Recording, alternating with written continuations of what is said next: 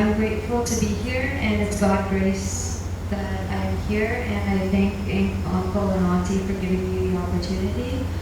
I've been lucky to be here for a few of the prayers here, and I'm grateful to have prayed with you all and been here. I'm going to the States for studies. I'm going back to the States, and I'm going to be traveling on Wednesday. So I request that you all pray for me. And also, my mom and my sister are going to be staying here, and I request that you continue your prayers for my mom's health and for the studies of my sister. So, the story that I'm going to tell is from Judges chapter 11, and it's the short story of Jephthah.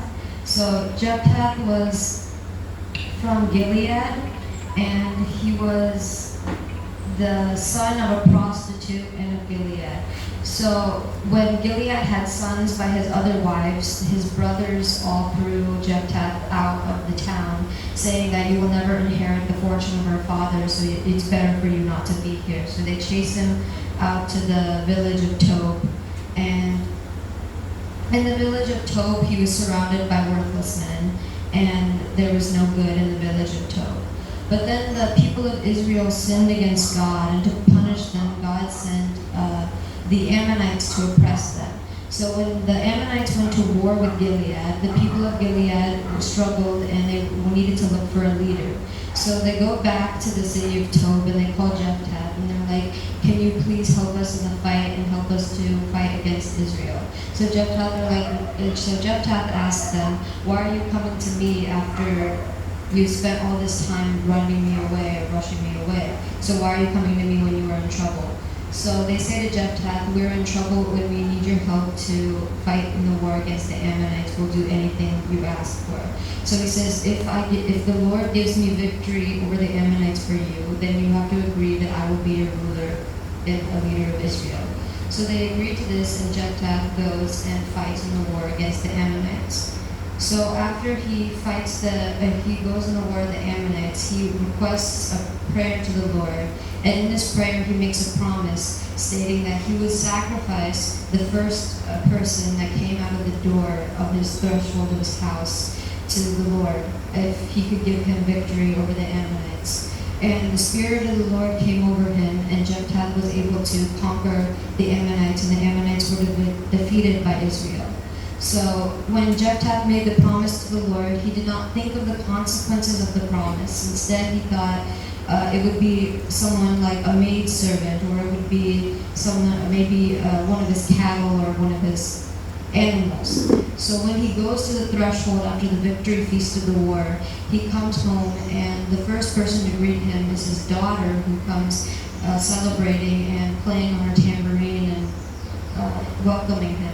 So when he realizes what this means for him, he tears his clothes in sorrow and he says, oh my daughter, what have you done to me? I have made a promise to the Lord and I cannot go back from it. So when the daughter realizes what promise that he made, she doesn't fight back against it, but instead she solemnly goes to her father and she says, if you made a promise to the Lord, you cannot go back from it. So I only request that you let me and my friends be able to go to this mountain so that we can go on a retreat so I can warn that I will die a virgin. So the father grants her request, and she goes for the 40 days that she requested, and she comes back to her father and submits herself to her father so that he fulfills the promise to the Lord and sacrifices her. So in this story, I want to emphasize two important messages. One that we learned from Jephthah, and that is when he made a rash promise to the Lord, he did not think of the consequences. But since he made the promise to the Lord, he decided to stand strong, and he could not go back. He told his daughter he could not go back from this promise, and his daughter confirmed that he could not go back from the promise. So when we make a promise with the Lord, we have to stand firm in the promise, and we cannot turn back from it because it is the Lord that we promised it to. And the second lesson is that we learn is as children we need to obey our parents, because the daughter did not rebel against her father, even though what it would mean for her, but she decided to obey her father, and in turn it pleased the Lord because she ended up fulfilling the promise. So that's the story. Thank you.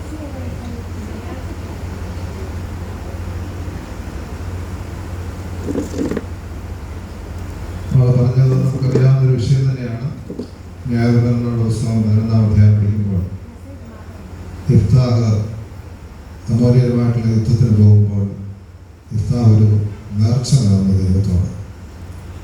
ഞാൻ യുദ്ധം കഴിഞ്ഞ് ജയിച്ചു മടങ്ങി വരുമ്പോൾ വീട്ടിൽ നിന്ന് വരുന്നതിന് ഞാൻ അവിടത്തേക്ക് ഹോമയാഗം കഴിക്കും.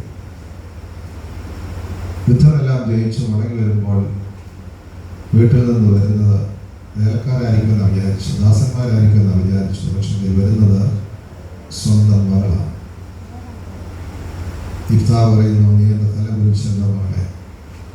അപ്പോൾ മകൾ പറയുന്നതായുള്ള ഒരു മറുപടി, അപ്പാ നീ ദൈവത്തോട് ഉടമ്പടി ചെയ്തിട്ടുണ്ടെങ്കിൽ അങ്ങനെ തന്നെ ചെയ്യണം. എന്നാൽ എനിക്കൊരു കന്യാകുമാരോട് ചേർന്ന് സന്തോഷിക്കാനായിട്ട് അല്പസമയം, അങ്ങനെ 2 മാസത്തെ അവധി കൊടുത്ത് ഇഫ്താഹ് വിടുക. 2 കാര്യങ്ങളാണ് നമ്മളോട് പറഞ്ഞത്. ഒന്ന്, ദൈവസ്ഥനിൽ നേർന്ന നേർച്ച ഇഫ്താഹ് അതിൻ്റെ അനന്തരഫലം ഒന്നും നോക്കാതെ നിവർത്തിക്കുവാനായിട്ട് തീരുമാനിച്ചു. 2, മക്കൾ മാതാപിതാക്കളെ അനുസരിക്കുന്ന ഒരു അനുഭവം. ഇഫ്താഹിൽ വലിയ ദുഃഖത്തിലായപ്പോൾ അനുസരണത്തോടെ മകൾ പറയുന്നു, അപ്പാ അവിടെ നമ്മൾ പറഞ്ഞിട്ടുണ്ടെങ്കിൽ ഞാനിതാ റെഡി, ഇതാ പകൽക്കാലം.